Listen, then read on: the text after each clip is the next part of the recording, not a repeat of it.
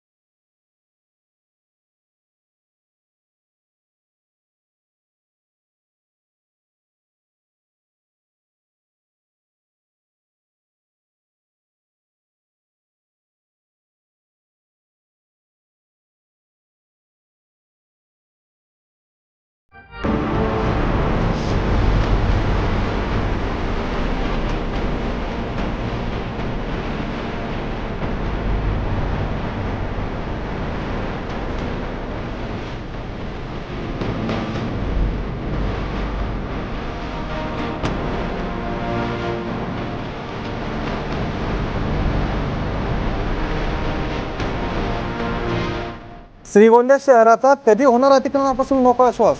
काय आहे श्रीगोंदा शहरातील जनतेच्या अपेक्षा? काय पडलंय जनतेच्या पदरात? यंदा कोणाकडून मिळणार कोणकोणती आश्वासने? कोण करणार आश्वासनांची पूर्तता? काय आहे श्रीगोंदा शहराची अवस्था? खरंच झालाय श्रीगोंदा शहराचा विकास? कोण आहे जनतेचा खरा बाहुबली? श्रीगोंदा नगरपालिकेचे महायुद्ध। श्रीगोंदा नगरपालिकेचं महायुद्ध पाहायला विसरू नका आपल्या सी 24 तास वृत्तवाहिनीवर।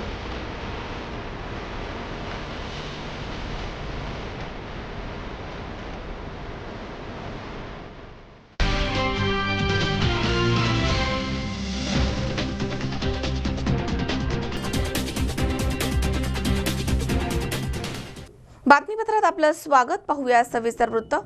श्रीगोंदा नगरपालिका निवडणुकीच्या पार्श्वभूमीवर कायदा आणि सुव्यवस्थेचा प्रश्न निर्माण होण्याची शक्यता गृहीत धरून शहरामधील 140 जणांना तालुक्यामधनं तात्पुरतं हद्दपार करण्याचा प्रस्ताव पोलिसांनी तयार केलाय आणि या हद्दपारीमध्ये महत्त्वाचे उमेदवार आणि पक्षाच्या प्रमुखांचा समावेश आहे। त्यामुळे आता मोठी खळबळ उडणार आहे। श्रीगोंदा नगरपालिकेच्या येत्या 27 जानेवारीला होणाऱ्या निवडणुकीच्या पार्श्वभूमीवर श्रीगोंदी पोलिसांनी कडक धोरणं घेतली आहेत। श्रीगोंद्यामधील ढवळलेलं राजकीय वातावरण, प्रमुख नेत्यांनी केलेले पक्षबदल यामुळे कायदा आणि सुव्यवस्थेचा प्रश्न निर्माण होण्याचा धोका निर्माण होतोय। त्यामुळे वरिष्ठांनी दिलेल्या आदेशानंतर श्रीगोंदा पोलिसांनी तब्बल 140 जणांना तालुक्यामधनं निवडणूक कालावधीमध्ये हद्दपार करण्याची तयारी सुरू केली आहे। हे प्रस्ताव प्रांताधिकाऱ्यांकडे देण्यात येतील आणि 2 दिवसांमध्ये त्यावरती शिक्कामोर्तब होऊन या सगळ्यांना तालुका सोडण्याचे अंतिम आदेश दिले जातील। ही हद्दपारीची कारवाई 20 जानेवारी ते 27 जानेवारी या दरम्यान होणार आहे। त्यामुळे पालिका निवडणुकीच्या प्रचारापासून अनेकांना बाहेर थांबावं लागणार आहे।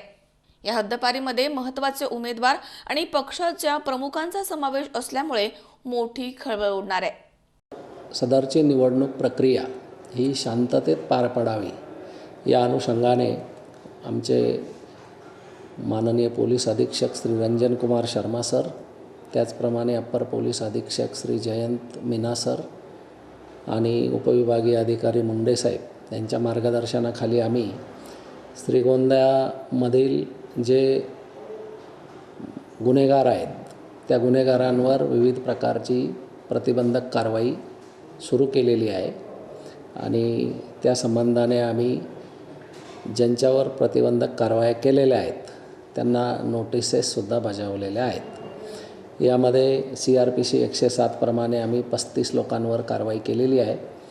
माननीय तहसीलदार यांनी दिलेल्या नोटीस त्यांना बजावण्यात आलेल्या आहेत. त्याचप्रमाणे CRPC 110 प्रमाणे 24 लोकांवर आम्ही कारवाई केलेली आहे. त्यातील लोकांवरसुद्धा पोलीस निरीक्षक स्थानिक गुन्हे शाखा नगर यांच्याकडे ही कारवाई चालते आणि त्यांनी त्या दिलेल्या नोटिसेस संबंधितांना बजावण्यात आलेल्या आहे. यानंतर बरेच वेगवेगळ्या प्रकारचे गुन्हे करणे, दारू, जुगार, मटका, त्याचप्रमाणे इतर छोटे मोठे दहशत निर्माण करणारे जे गुन्हेगार आहेत, मारामारी, यामधले काही गुन्हेगारांवर आम्ही CRPC 144 प्रमाणे उपविभागीय दंडाधिकारी यांच्या मार्फतीने तडीपारचे आदेश लागू करण्यात येणार आहेत, जेणेकरून ते शहरामध्ये जर राहिले नाही तर कुठल्याही प्रकारचे शहरामध्ये दहशत पसरणार नाही आणि मोकळ्या वातावरणामध्ये या निवडणुका पार पडतील. तर अशा सुमारे 140 लोकांवर आम्ही यादी तयार केलेली आहे आणि त्यांचे आदेश काढण्यासाठी आम्ही माननीय उपविभागीय दंडाधिकारी पारनेर यांच्याकडे प्रस्ताव पाठवित आहोत. तर अशा पद्धतीने ही यंत्रणा सुरू आहे. त्याचप्रमाणे मतदान केंद्रावर सुद्धा आम्ही मोठ्या प्रमाणात कडक बंदोबस्त लावणार आहोत, जेणेकरून कुठल्याही प्रकारे मतदारांना धमकी देणे किंवा मतदारांवर दबाव आणून त्यांना प्रभावित करणे या प्रकारचे कुठलेही गुन्हे घडणार नाहीत आणि शांततेच्या वातावरणामध्ये निवडणुका पार पडतील. सुहास कुलकर्णीसह अमोल उदमले, C24 तास, श्रीगोंदा. आंबेगाव तालुक्यातील कळंब येथील धरणमळा इथे बिबट्यानं 5 शेळ्या ठार केल्या आहेत. त्यामुळे परिसरामध्ये भीतीचं वातावरण पसरलंय. गेल्या अनेक दिवसांपासून या परिसरामध्ये बिबट्याचा वावर वाढलाय. त्यामुळे आपला जीव आणि आपलं पशुधन वाचवण्यासाठी पिंजरा लावण्याची मागणी येथील शेतकऱ्यांनी वनविभागाकडे केली आहे. आंबेगाव तालुक्यातील कळंब इथून जवळच असलेल्या धरणमळा इथे मंगळवारी 16 जानेवारी रोजी रात्री 1:30च्या दरम्यान मारुती बबन कहडणे या शेतकऱ्याच्या गोठ्यामध्ये बांधलेल्या 5 शेळ्यांवरती बिबट्यानं हल्ला केला आणि त्यांना ठार केलाय. कहडणे यांच्या गोठ्याला तारेची जाळी असल्यामुळे बिबट्यानं गोठ्याशेजारीच असणाऱ्या लिंबाच्या झाडावरनं आतमध्ये प्रवेश केला आणि शेळ्यांवरती हल्ला केलाय. बिबट्या गोठ्यामध्ये शेळीवरती ताव मारत असताना मारुती कहडणे यांचा मुलगा सचिन कहडणे हा चाकण इथून कामावरनं घरी आल्यानंतर तो गोठ्याकडे फेरफटका मारायला गेला होता. त्यानं बिबट्याला गोठ्यामध्ये पाहून आरडाओरडा केला. त्यावेळी बिबट्या पळून गेलाय. या घटनेची माहिती मिळताच वन अधिकारी कोंडीभाऊ डोके यांनी घटनास्थळी भेट देऊन पंचनामा केलाय. या शेतकऱ्याला नुकसान भरपाई मिळावी अशी मागणी सुनील भालेराव, बाजीराव थोरात, तवाजी थोरात, कुमार कहडणे, अशोक थोरात, निकेश थोरात यांनी केली आहे. 2 दिवसांपूर्वी देखील बिबट्यानं येथील शेतकरी अमित तवाजी थोरात यांच्या गोठ्यामधील शेळीवरती हल्ला करून तिला ठार केलं होतं. या परिसरामध्ये ऊस क्षेत्र असल्यामुळे बिबट्याचा वावर वाढला आहे. त्यामुळे शेतकऱ्यांना आपलं पशुधन वाचवण्यासाठी मोठी कसरत करावी लागते. वन विभागानं या परिसरामध्ये लवकरात लवकर पिंजरा लावावा अशी मागणी आता स्थानिक शेतकऱ्यांनी केली आहे. माझं नाव समीर कहडणे. मी रात्री 1 वाजता कामावरून आलो होतो. तर असंच बाहेर आलो होतो गोठ्यात बघायला. प्रत्यक्ष मला बिबट्या दिसला गोठ्यात. आमच्या 5 शेळ्या मारल्या बिबट्याने. आमची अशी मागणी खात्याकडं त्यांनी पिंजरा लावावे ते आमची नुकसान भरपाई करून द्यावी. भास्कर इथे धरणमळा येथे राहत आहे. तर काल रात्री ठीक 1:30च्या सुमारास सचिन मारुती कहडणे यांच्या घरावरती बिबट्याने हल्ला केला. तर तिथं एकूण 5 शेळ्या त्यांच्या मृत्यू पावलेल्या आहेत. आमची ग्रामस्थांच्या वतीने हीच मागणी राहील वन खात्याकडे की आपण इथे लवकरात लवकर पिंजरा लावून बिबट्या लवकरात लवकर जेरबंद करावा. स्वप्नील जाधव, C24 तास, मंचर. या ठिकाणी वेळ झाली छोट्याशा विश्रांतीची. अवघ्या काही क्षणात परत येतोय. तुम्ही पाहत राहा C24 तास, जगा वर्तमानात बिनधास्त.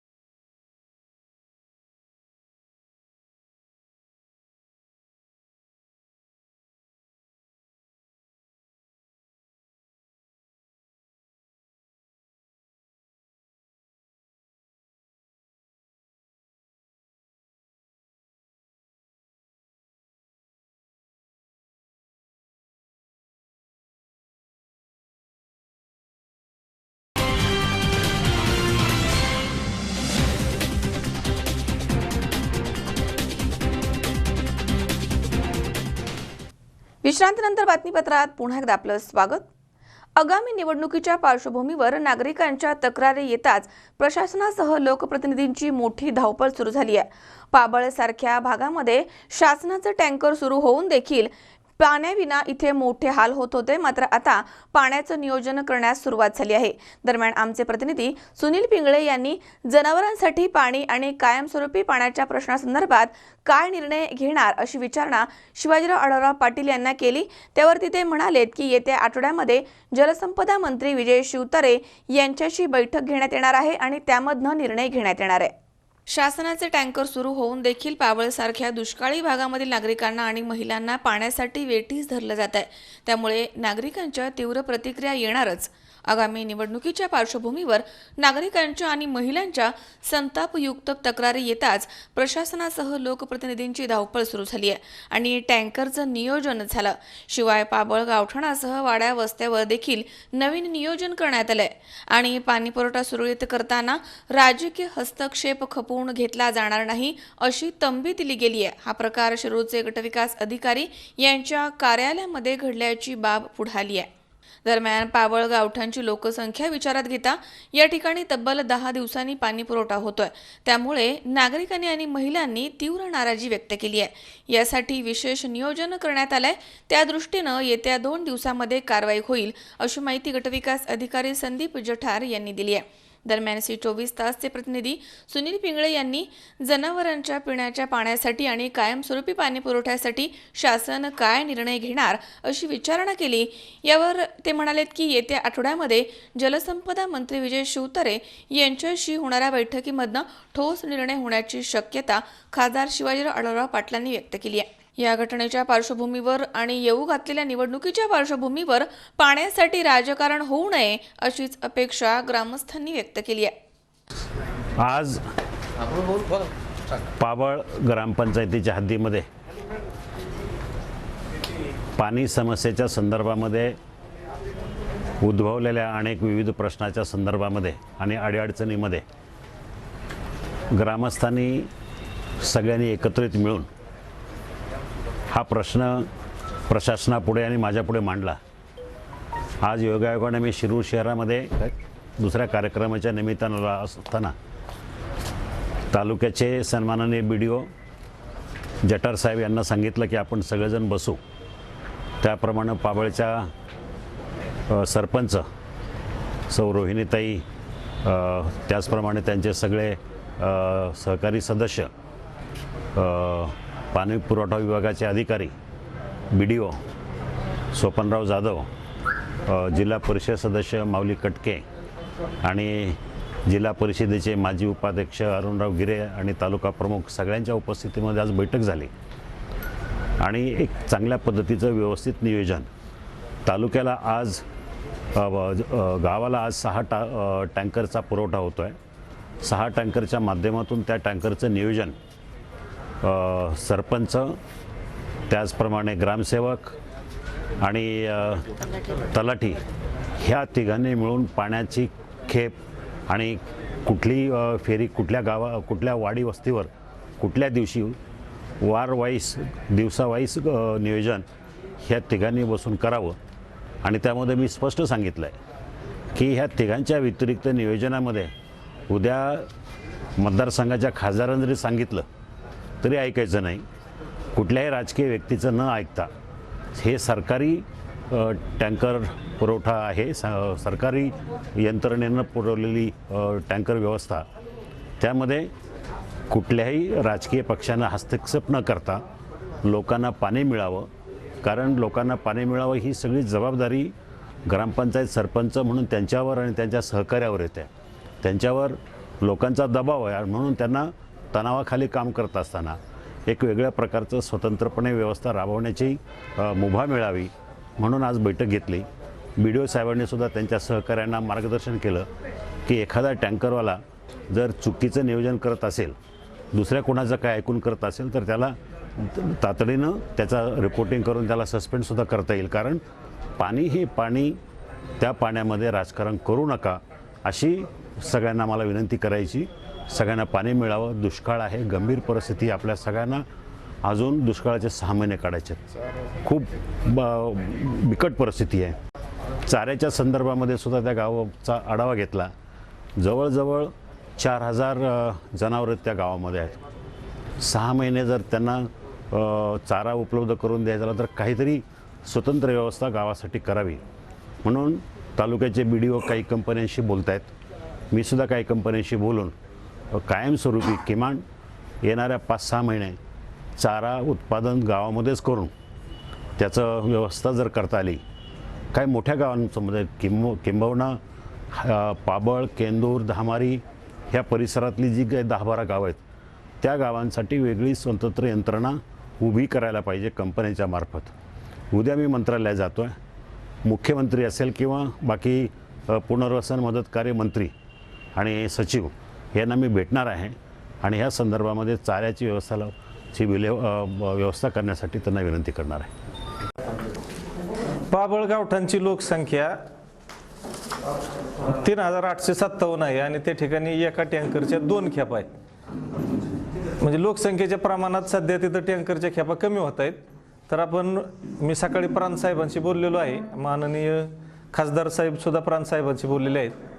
पुढील 2-3 दिवसामध्ये गावठाणासाठी 1 टँकर आणि त्याच्या 4 खेपा याप्रमाणे नव्याने मंजूर करून तो सदर टँकर गावठाणासाठी आपल्याला वापरता येईल. सुनील पिंगळे, झी24 तास, पाबळ. मालेगाव तालुक्यातील अंजग वडेल इथे बिबट्याचे दर्शन अनेकांना अनेक वेळा झालंय.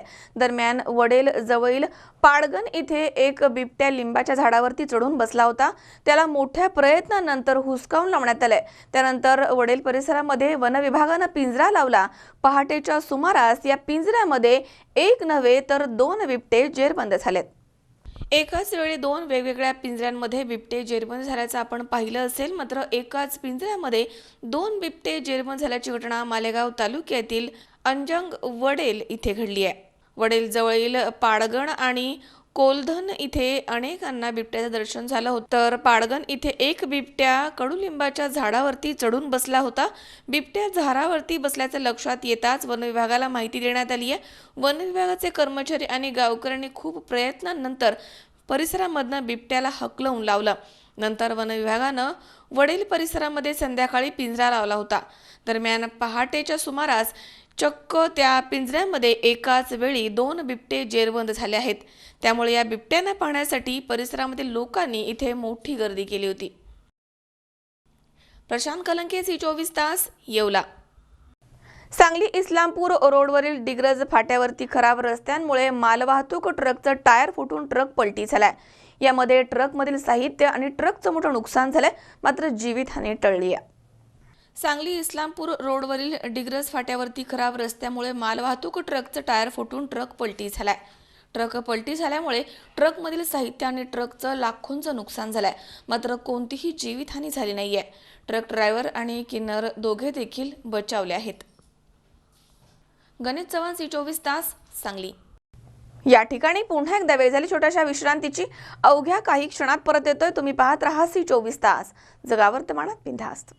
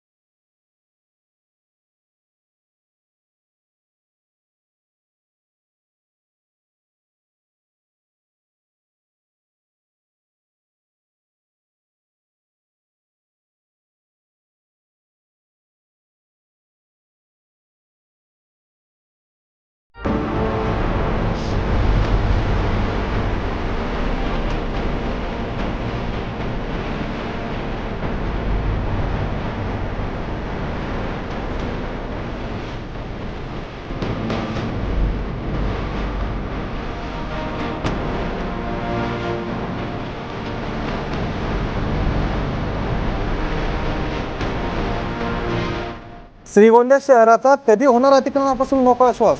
काय आहेत श्रीगोंदा शहरातील जनतेच्या अपेक्षा? काय पडलंय जनतेच्या पदरात? यंदा कोणाकडून मिळणार कोणकोणती आश्वासने? कोण करणार आश्वासनांची पूर्तता? काय आहे श्रीगोंदा शहराची अवस्था? खरंच झालाय श्रीगोंदा शहराचा विकास? कोण आहे जनतेचा खरा बाहुबली? श्रीगोंदा नगरपालिकेचे महायुद्ध. श्रीगोंदा नगरपालिकेचं महायुद्ध पाहायला विसरू नका आपल्या C24 तास वृत्तवाहिनीवर.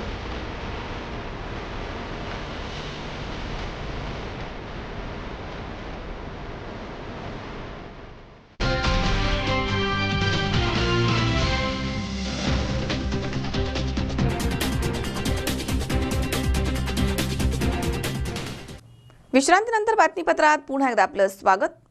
कोपरगाव शहरामध्ये फुगे फुगवण्याच्या गॅस टाकीचा स्फोट झालाय. फुगे विकणारा विक्रेता जुबेर पठाण यांचा यामध्ये मृत्यू झालाय, तर दुसऱ्या ठिकाणी गॅस टाकीच्या स्फोटमध्ये 5 जण भाजून गंभीर जखमी झाले आहेत. या घटनेच्या पार्श्वभूमीवर अनुचित प्रकार कुठेही घडू नये यासाठी पोलिसांनी फुगे फुगवणाऱ्यांच्या विरोधामध्ये धडक कारवाई सुरू केली आहे. या घटनेमुळे आता शहरामध्ये मोठी खळबळ उडाली आहे. कोपरगाव शहरामधील इंदिरानगर इथे मकर संक्रांतीच्या सणानिमित्त बालगोपाळांसाठी फुगवल्या जाणाऱ्या गॅसच्या फुग्यांच्या टाकीचा अचानकपणे स्फोट झाला आणि या स्फोटामध्ये फुगा विकणारा जुबेर रशीद पठाण याचा दुर्दैवी मृत्यू झाला. तर दुसऱ्या घटनेमध्ये गॅस टाकीचा स्फोट झाल्यानं या ठिकाणी असलेल्या फुगा विक्रेत्यांसह 5 जण भाजून गंभीर जखमी झाल्याची घटना मंगळवारी सकाळी 11 वाजता घडली आहे. कोपरगाव शहरामधील इंदिरानगर भागामध्ये सकाळी 9:30 वाजता अंकिल आदम शेख हा फुगे विक्री करत असताना अचानकपणे गॅस टाकीचा स्फोट झाला. यामध्ये किरण लहिरे, बिकन पठाण, श्रीकांत साणप, जुबेर शेख हे जखमी झाले आहेत. त्यांना शहरामधील खाजगी रुग्णालयामध्ये दाखल करण्यात आले. त्यांच्यावरती पुढील उपचार सुरू आहेत. दरम्यान सकाळी 11 वाजेच्या सुमारास गांधीनगर आचार्य हॉस्पिटलच्या चौकामध्ये फुगे विक्री करणारा जुबेर रशीद पठाण याच्या गॅस टाकीचा अचानकपणे स्फोट झाला आणि या स्फोटामध्ये त्याचा जागीच मृत्यू झाला. याबाबत शहर पोलीस ठाण्यामध्ये गुन्हा दाखल करण्याचं काम सुरू आहे. तसेच शहरामध्ये फुगे विक्री करणाऱ्या युनुस नसीर शहा याच्यावरती शहरामधील शिवाजी महाराज पुतळ्याजवळ सार्वजनिक ठिकाणी रोडवरती टाटा टेम्पो ही गाडी उभी करून रहदारीला अडथळा करत असल्याप्रकरणी गुन्हा दाखल करण्यात आला आहे. दरम्यान या 2 घटनेच्या पार्श्वभूमीवर कुठेही अनुचित प्रकार घडू नये यासाठी फुगे विक्री करणाऱ्यांच्या विरोधामध्ये धडक मोहीम राबवण्यात येते आणि त्यांना ताब्यात घेण्यात आलंय. एकंदरीतच घडलेल्या घटनेमुळे शहरामध्ये एकच हळहळ व्यक्त होतीये. योगेश डोखे, झी24 तास, कोपरगाव. जतच्या 42 गावांच्या पाण्यासाठी राज्यपालांना सभापती तमनगौंडा रवी पाटील, भाजपच्या नेत्या नीताताई केळकर आणि जिल्हा परिषद अध्यक्षांच्या उपस्थितीमध्ये राज्यपालांची भेट घेऊन राज्यपालांना साकडं घालण्यात आलंय. दरम्यान महाराष्ट्र आणि कर्नाटकमध्ये तात्काळ आंतरराज्य करार करण्यात यावे असे आदेश राज्यपालांनी दिले आहेत. जतच्या दुष्काळी 42 गावांच्या पाण्यासाठी राज्याचे राज्यपाल सी विद्यासागर राव यांना जिल्हा परिषदेचे शिक्षक आरोग्य सभापती तमनगौंडा रवी पाटील यांनी साकडं घातलंय. भाजप नेत्या सौ नीताताई केळकर आणि जिल्हा परिषद अध्यक्ष संग्रामसिंह देशमुख यांच्या प्रमुख उपस्थितीमध्ये सभापती तमनगौंडा रवी पाटील यांच्यासह प्रतिनिधींनी राज्यपालांची भेट घेऊन वस्तुस्थिती मांडली आहे. यावेळी निवेदन स्वीकारून राज्यपाल महोदयांनी महाराष्ट्र राज्य कर्नाटकमध्ये पाण्याबाबत तात्काळ आंतरराज्य करार करण्याचे आदेश राज्यपालांनी आपल्या विशेष कार्य अधिकाऱ्यांना दिले आहेत, अशी माहिती सभापती तमनगौंडा रवी पाटील आणि महावितरणच्या संचालिका नीताताई केळकर यांनी दिली आहे.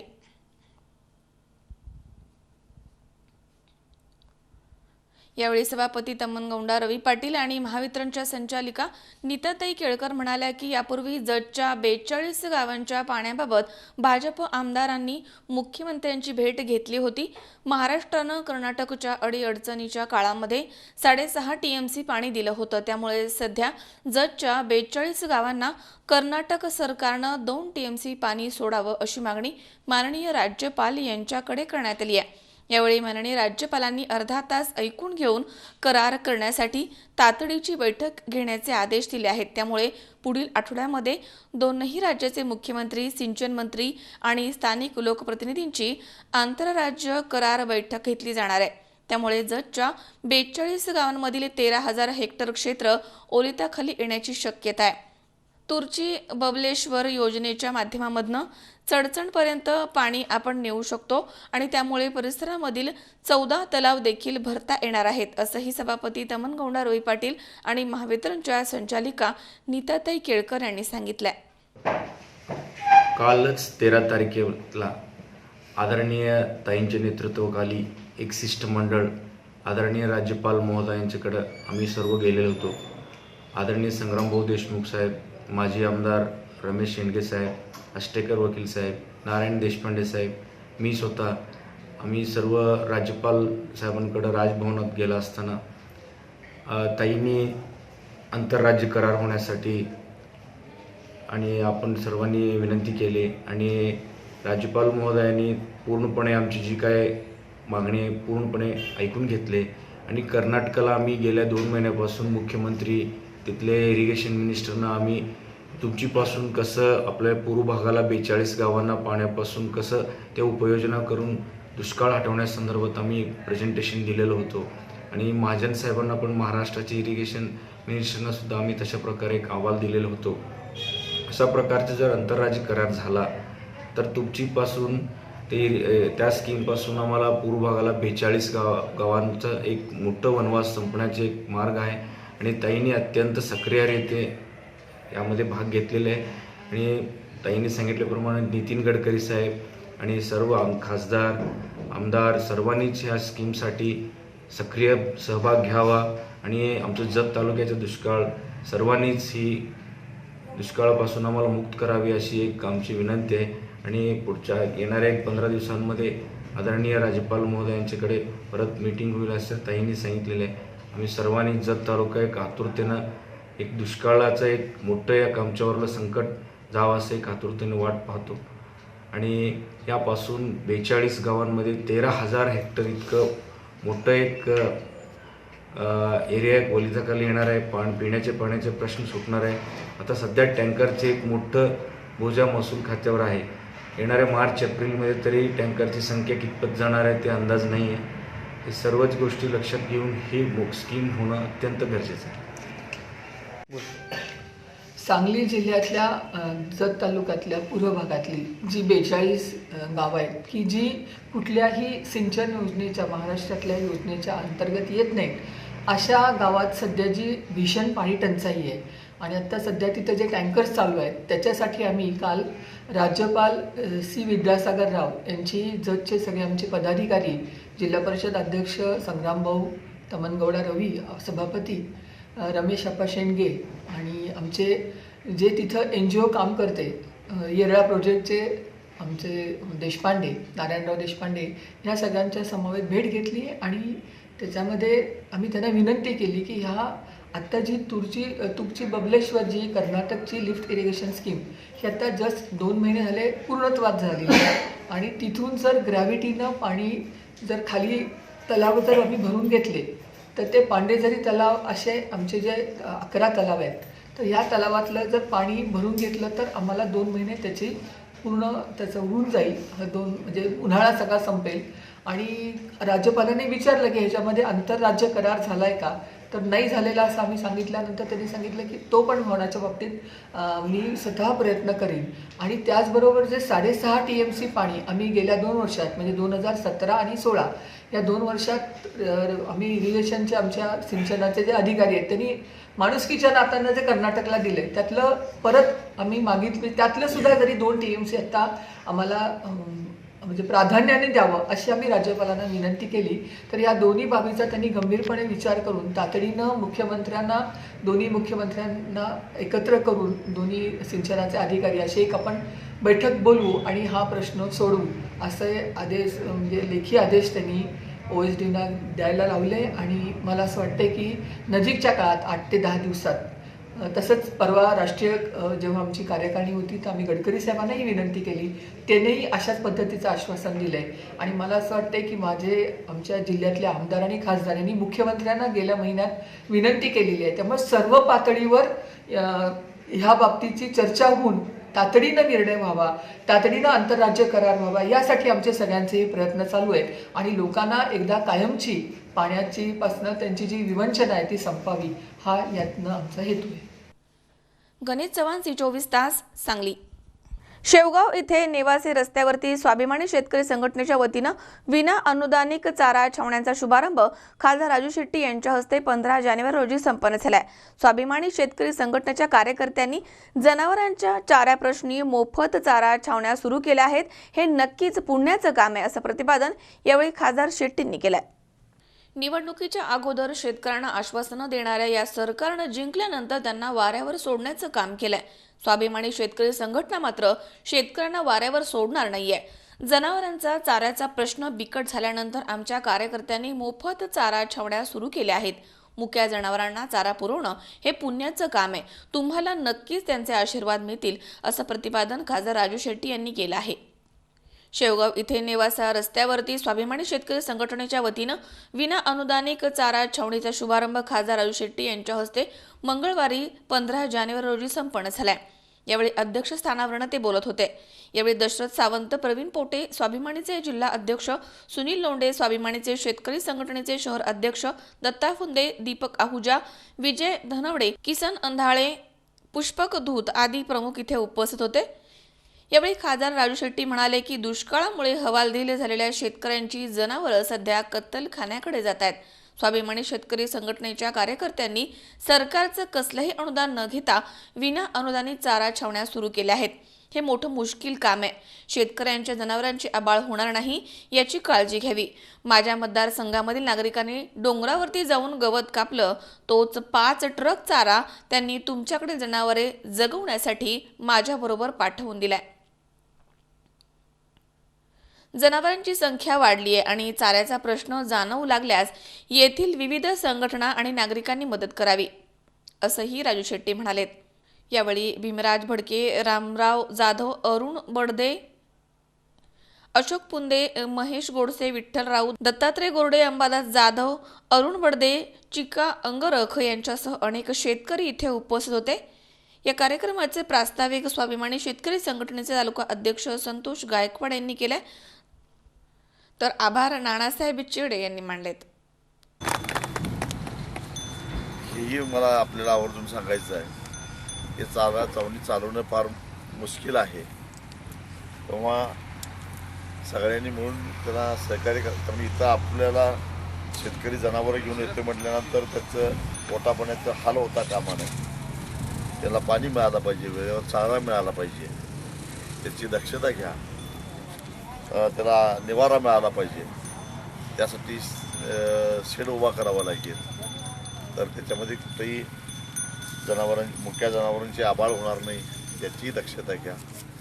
आणि तुम्ही जर निर्धारानं निष्ठेनं काम करायला लागला तर लोक निश्चितच तुम्हाला मदत केल्याशिवाय राहणार नाही.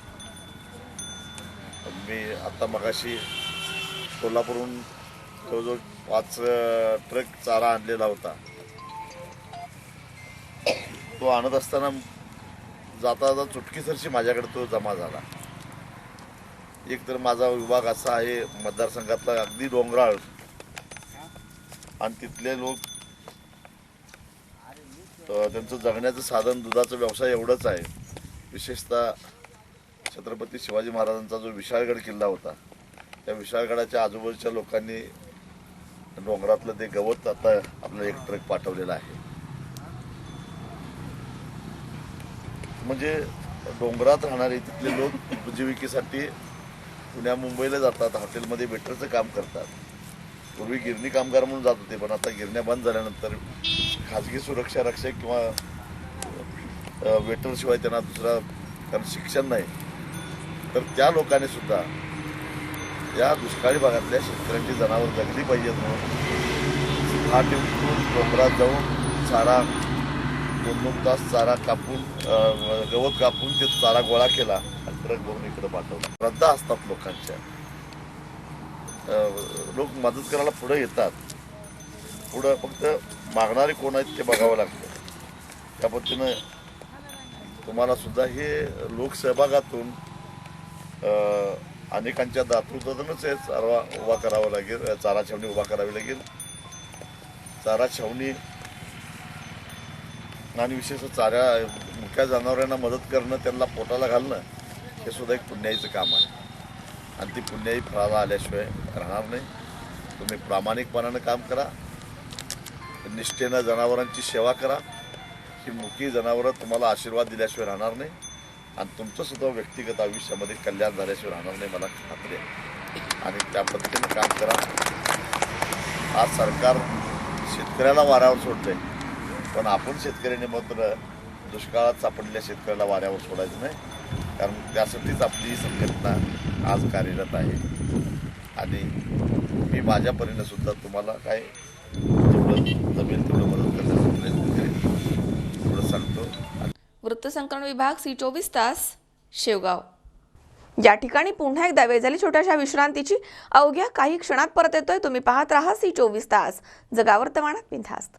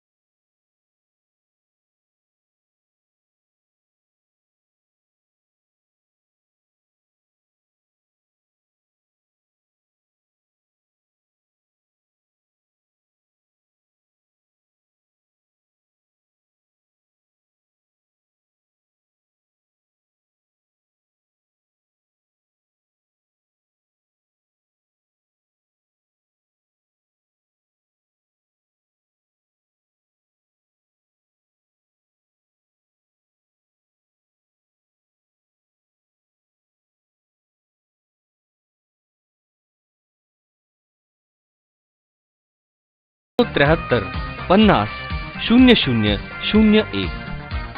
योगीराज फर्निचर, स्वप्नाहून सुंदर फर्निचर.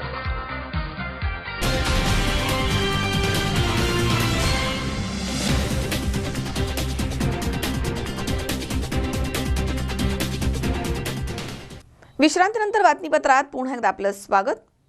नेवासा तालुक्याचे माजी आमदार शंकरराव गडाख पाटील यांच्या मार्गदर्शनाखाली क्रांतिकारी शेतकरी पक्षाच्या वतीनं 16 जानेवारी रोजी नेवासा तालुक्यामधील जायकवाडी बॅकवॉटर लगतच्या गावामधील वीज पुरवठ्यावरील भारनियमन कमी करावं, तसेच विद्युत पंपाच्या तोडलेल्या वीज जोडण्या पूर्ववत जोडून द्याव्यात, याबाबतचं निवेदन तहसीलदार सुधीर पाटील यांना देण्यात आलंय. दखल न घेतल्यास पक्षाच्या वतीनं आंदोलनाचा इशारा देण्यात आलाय.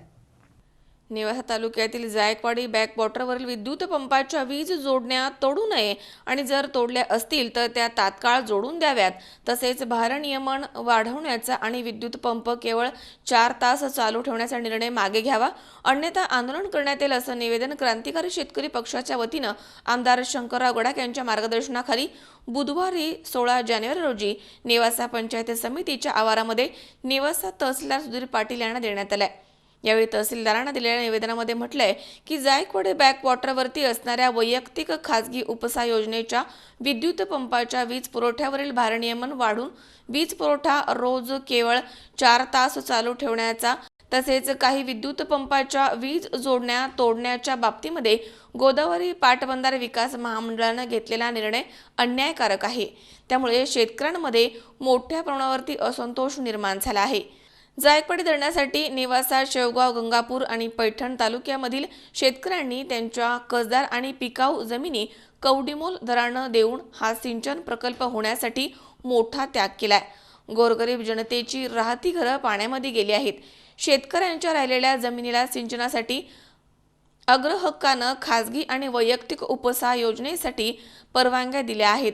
जमिनीचं वाटप झाले असल्यामुळे पूर्वीच्या प्रकल्पग्रस्तांचे वारसदार शेतकऱ्यांनीही अशा योजना राबवल्या आहेत. जमिनीचं वाटप झालं असल्यामुळे पूर्वीच्या प्रकल्पग्रस्तांचे वारसदार शेतकऱ्यांनाही अशा योजना राबवल्या आहेत. त्यांच्या वीज जोडण्या करण्याचा निर्णय शासनानं घेतला आहे. त्यांच्या वीज जोडण्या करण्याचा घेतलेला निर्णय शासनाचा असून तिथल्या शेतकऱ्यांवरती अन्यायकारक ठरणार आहे. यावेळी क्रांतिकारी शेतकरी पक्षाचे कार्यकर्ते तसेच सचिव भाऊसाहेब मोटे, मुळा साखर कारखान्याचे चेअरमन नानासाहेब तुवर, उपनगराध्यक्ष नंदकुमार पाटील, नेवासा कृषी उत्पन्न बाजार समितीचे सभापती कडूबाळ कर्डिले, मुळा साखर कारखान्याचे डायरेक्टर बाळासाहेब पाटील, मुळा साखर कारखान्याचे डायरेक्टर नारायणराव लोखंडे शिवागवळी यांच्यासह जायकवाडी बॅकवॉटरवरील शेतकरी मोठ्या संख्येनं इथे उपस्थित होते. आज या ठिकाणी नेवासा तालुका क्रांतिकारी शेतकरी पक्षाच्या वतीनं आणि माजी आमदार शंकरराव गडाख पाटील यांच्या वतीनं या तालुक्यातील सर्व ज्येष्ठ कार्यकर्ते आणि बॅकवॉटरचे लाभधारक आम्ही या ठिकाणी तहसीलदार साहेबांना निवेदन देण्यासाठी आलो. शासनाने बॅकवॉटरसाठी शेतकऱ्यांना 4 तास लाईन आणि परत अशी नोटीस आली का बाबा तुमच्या लाईन पूर्णपणे कट केल्या जातील. परंतु आजची बॅकवॉटरची परिस्थिती अशी का हजारो एकर क्षेत्र हे लागवडीखाली आहे. या ठिकाणी प्रचंड मोठ्या प्रमाणात ऊस उपलब्ध आहे. या ठिकाणी कांदा लोकांनी फार मोठ्या प्रमाणात लागवड केलेली आहे.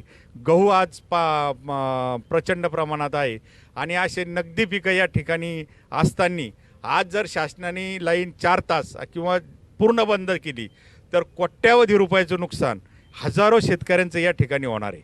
आणि म्हणून आमची शासनाला अशी विनंती की आजची लाईन तुम्ही आज प्रचंड नुकसान शेतकऱ्यांचं तुम्ही भरून देणार आहात का?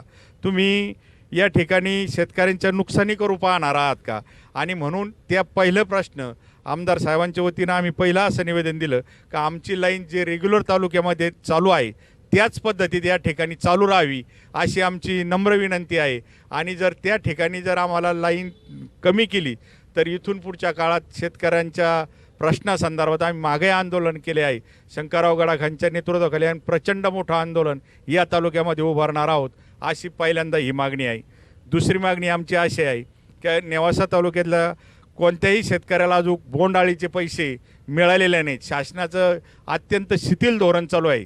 जब प्रत्येक शेतकरी चक्रा मारतो आणि त्याला सांगितलं जातं का आमची बिलच तयार नाही, आमचं असंच नाही, आमचं तसंच नाही आणि मोठ्या वालगाना केल्या जातात का बाबा प्रचंड पैसे आले आणि या आत्तापर्यंत शेतकऱ्याला 1 रुपयासुद्धा शेतकऱ्याच्या हातात मिळालेला नाही. तिसरी मागणी आमची अशी आहे की नेवासा तालुका हा मुळा धरणाच्या आणि भंडारदरा धरणाच्या क्षेत्रात प्रचंड प्रमाणात ऊस उपलब्ध असून या ठिकाणी आम्हाला एक रोटेशन निश्चितपणानं अजून झालं पाहिजे अशी आमची विनंती आहे. नाही तर हे जर रोटेशन झालं नाही तर हजारो कोटी रुपयाची नुकसान या ठिकाणी शेतकऱ्यांचं होणार आहे. कारण या ठिकाणी आजची परिस्थिती अशी आहे, पाऊस जर झाला तर कमीत कमी 30 लाख टन उत्पादन करणारा हा नेवासा तालुका आहे आणि याचं जर समजा पाणी मिळालं नाही तर हजारो कोटी रुपये या शेतकऱ्यांना आत्महत्या करण्याची वेळ येणार आहे. म्हणून एक रोटेशन मुळा धरणाचं झालं पाहिजे ही आमची मागणी आहे. अशा आमच्या विविध मागण्या आहेत. या ठिकाणी आपण शासनाने या ठिकाणी विचार करावा. त्या अगोदर आम्ही सैमानी या ठिकाणी तहसीलदारांना निवेदन दिलेलं आहे आणि त्यांनी या निवेदनाचा स्वीकार केलेला आहे आणि त्यांनी सांगितलं आहे आम्हाला का आम्ही तुमच्या मागण्या शासनाला कळवतो. त्यांनी ह्या निर्णय 4 तासाचा निर्णय लगेच घेतला नाही तर निश्चितपणाने साधारण आमचा क्रांतिकारी पक्षाचा आणि शंकररावजी गडाख पाटलांचा जो निर्णय होईल त्या निर्णयाला शासनाला निश्चितपणानं सामोरं जावं लागणार आहे आणि प्रचंड मोठं आंदोलन या तालुक्यामध्ये आम्ही उभं करणार आहोत. ठिकाणी तालुक्यामध्ये प्रचंड प्रमाणात हुमणी आळी पडलेली आहे. ऊसाच्या संदर्भात ते आम्ही मिटिंग घेतली आणि या ठिकाणी सर्वांना सांगितलं की बुवा हुमणी आळीचा ऊस आपण तोडणार आहोत. परंतु शासनाने मागच्या वेळेला असं केलं की कपाशी लावली आणि कपाशी नांगरून टाकल्यानंतर शासनाने अनुदान जाहीर केलं. आम्ही तसं न करता सर्व शेतकऱ्यांना सांगितलं का तुमच्या हुमणे आळीचे पंचनामे करायला लावा. त्या अनुषंगाने सगळ्या शेतकऱ्यांचे अर्ज हे तहसीलदारकडे जमा केले आणि हुमणी आळी त्या प्रचंड प्रमाणात एका शेतकऱ्याचा जो ठिकाणी 40 टन ऊस बसणार आहे तो ठिकाणी 5 टन बसला आहे. कारण त्याचे पंचनामे आणि आम्ही कारखान्याने केले म्हणजे त्याही ठिकाणी त्याचं प्रचंड नुकसान झालं. शासनाने त्याही ठिकाणी आम्हाला अनुदान द्यावी अशी ती मागणी आमची शासनाकडे आहे. आज या ठिकाणी माझे आमदार माननीय शंकररावजी गडाख पाटील यांच्या नेतृत्वाखाली आज या ठिकाणी आम्ही सत्याग्रह करून तहसीलदार साहेबांना निवेदन दिलेलं आहे. आज अचानक शासनाने हुकुमशाही सारखा म्हणजे जसा आमचा जायकवाडीचा पट्टा आहे त्याच्या शेजारी पलीकडून निजामशाही आहे मोगलाई जी होती त्या पद्धतीने शासनाने कारभार सुरू केलेला आहे. कुठल्याही प्रकारची पूर्वसूचना न देता डायरेक्ट आमची 4 घंटे लाईट केलेली आहे. हा कुठल्याही शासनाच्या नियमात बसत नाही. कलेक्टरचे आदेशसुद्धा मी स्वतः पाहिलेत त्यामध्ये कुठेही असं नमूद केलेलं नाही का ह्या तारखेपासून तुम्ही लाईन फक्त पाण्याबाबत विचार करावा, पाण्यासाठा कमी आहे असंच शासनाचं परिपत्रक आहे. परंतु ह्या अधिकाऱ्यांनी त्याचा गैरवापर करून सनी आज जे येतं त्यांनी हा जो प्रकार केलेला आहे हा प्रकार फक्त आमच्या जायकवाडी एरियात गंगापूर तालुक्यामध्येच आमच्या नेवासा तालुक्यामध्ये सुरू झालेला आहे बेलपिंपळगाव गटामध्ये. परंतु गंगापूर तालुक्यामध्ये हा प्रकार नाही आहे. आजही त्यांची 8 घंटे लाईट आहे. असू द्यावी बिचारची त्यांच्या आमच्याबरोबर नुकसान व्हावी आमची अशी इच्छा नाही. कुठल्याही परिस्थितीत तुम्ही शासनाचे निर्णय राबवा परंतु सर्व कारखान्याचे आमचा मुळा कारखानाच नाही संपूर्ण ज्या आपल्या एरियातले जेवढे कारखाने आहेत ते कारखाने जोपर्यंत चालू आहे तोपर्यंत कुठल्याही परिस्थितीत 1 मिनिटसुद्धा आमचा लाईटचा टाईम करून कृपया कमी करू नका. 8 घंटेच लाईट राहू द्या. शंकर नाबदे, C24 तास, निवासा. येत्या 27 जानेवारी रोजी होऊ घातलेल्या नगरपालिकेच्या निवडणुकीसाठी प्रत्येक जण प्रचारासाठी शर्थीचे प्रयत्न करताना दिसून येतोय. प्रभाग क्रमांक 2 मधील आघाडीचे उमेदवार गणेश भोस आणि साधना राऊत यांनी होम टू होम प्रचारावरती भर दिलाय. सर्वसामान्यांचे प्रश्न जाणून घेण्यासाठी उमेदवार संपूर्ण प्रभाग पिंजून काढताना आता दिसून येत आहेत. येत्या 27 तारखेला होऊ घातलेल्या नगरपालिकेच्या निवडणुकीसाठीचा प्रचार जोरदार सुरू आहे. आघाडीचे उमेदवार गणेश भोस आणि साधना राऊत या प्रभाग क्रमांक 2 मधील होम टू होम प्रचार यंत्रणा राबवताना दिसत आहेत. सर्वसामान्य नागरिकांचे प्रश्न जाणून घेण्यासाठी संपूर्ण प्रभाग पिंजून काढण्यासाठी उमेदवार आता फिरताना दिसत आहेत. असं असलं तरी गणेश भोस हे मागील काळामध्ये स्वीकृत नगरसेवक होते आणि साधना राऊत या नव्यानं नगरपालिकेची उमेदवारी करणार आहेत. त्यामुळे मतदार राजाच्या गाठीभेटी घेण्यास त्यांनी पूर्ण प्रभाग पिंजून काढला आहे. त्यांच्या समवेत आघाडीच्या नगर अध्यक्ष पदाच्या उमेदवार शुभांगी पोटे या देखील आपली यंत्रणा राबवत असल्याचं दिसून आलंय. नमस्कार, मी गणेश बाबासाहेब भोस वार्ड क्रमांक 2 मधून उमेदवारी करत आहे.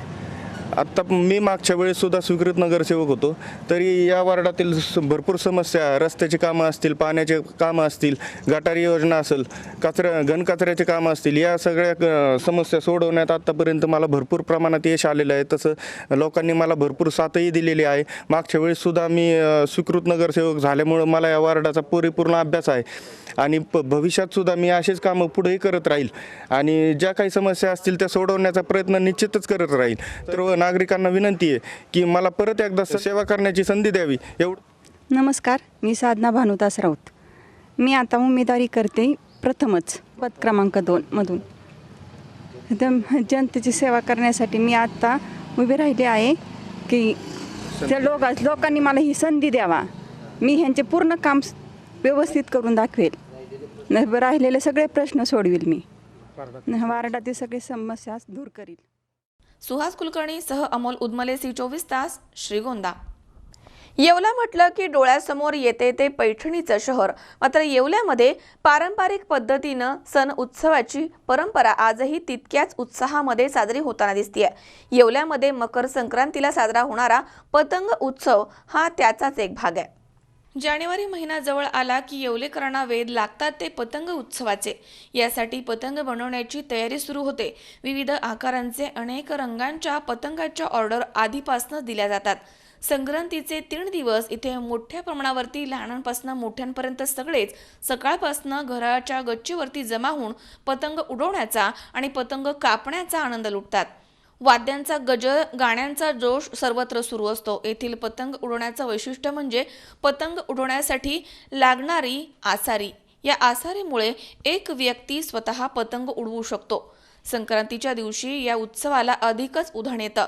तर येवल्यामधील पतंग पाहण्यासाठी बाहेरचे मित्रमंडळी देखील या ठिकाणी आवर्जून येतात. प्रशांत कलंके, C24 तास, येवला. हिंगोली जिल्ह्यामधील दुष्काळी भागामध्ये जनावरांना पशुखाद्य देण्यासाठी युवासेना प्रमुख आदित्य ठाकरे आले होते. त्यांनी जिल्ह्यामधील अनेक गावांमध्ये पशुखाद्याचं वाटप केलंय.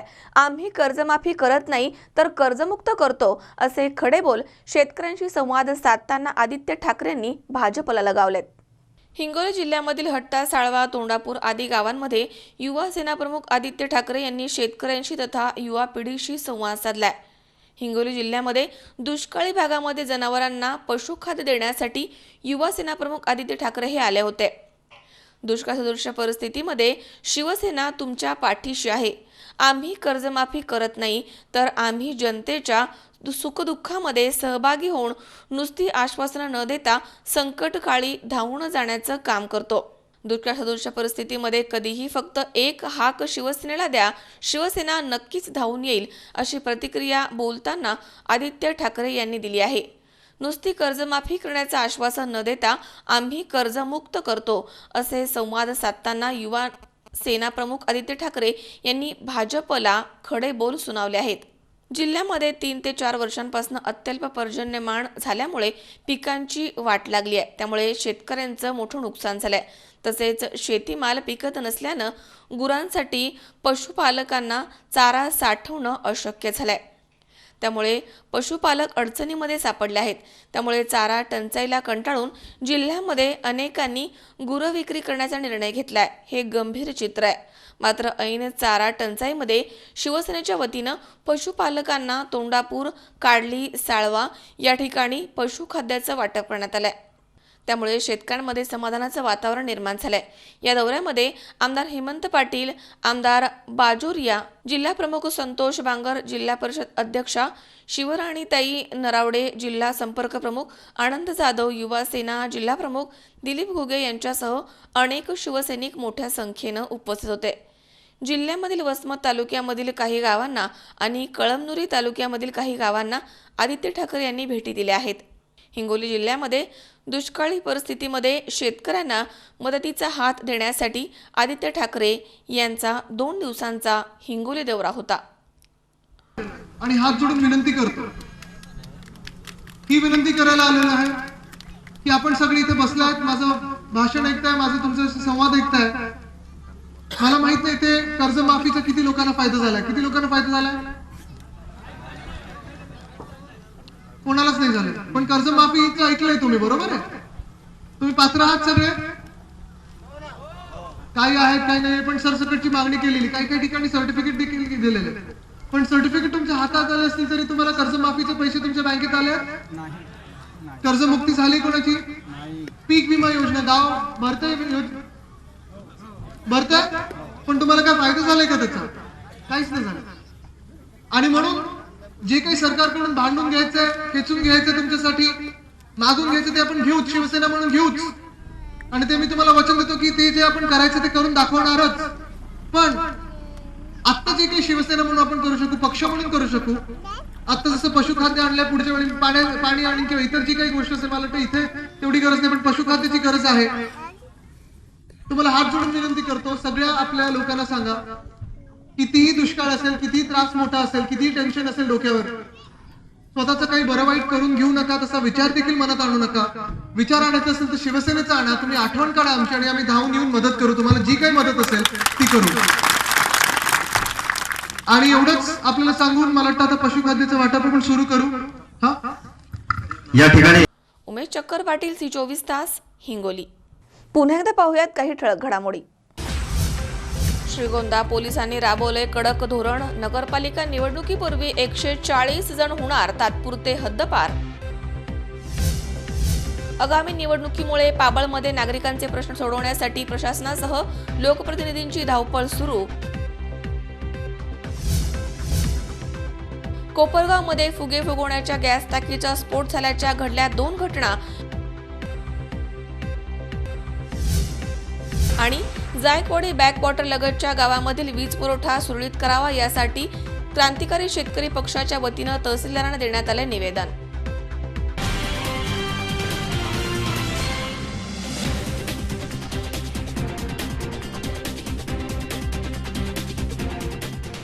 याचबरोबर बातमीपत्रात आज वेळ झाली इथेच थांबण्याची. ताज्या अपडेटसाठी बघत रहा C24 तास, जगा वर्तमानात बिनधास्त.